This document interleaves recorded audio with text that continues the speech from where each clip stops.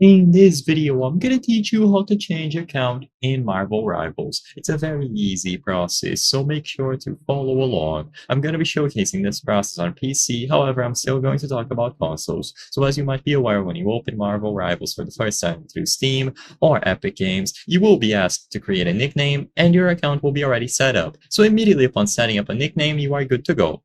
Now, let's say you played on this account for a while and you want to create a new account, maybe to smurf or to have fun and just try out different things. Well, if you browse through all of the options on your account or you try to go over to these settings, even though you can exit to the login page, you will notice that besides clicking to start, there is no option related to actually switching accounts. You can go into these settings, browse through everything, and these icons will just mute the game or give you system notices and so on.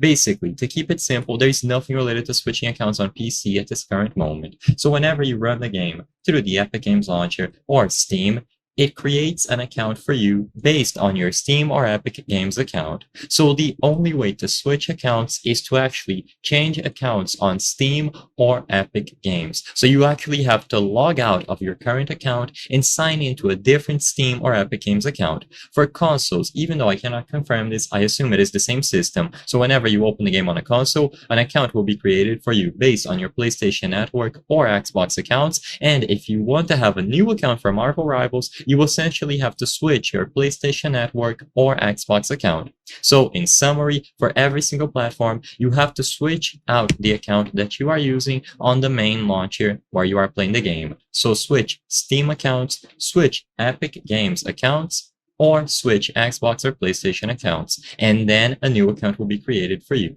I hope I was able to help you on how to change account in Marvel Rivals. If this video helped you, please be sure to leave a like and subscribe for more very easy tips. Thank you for watching.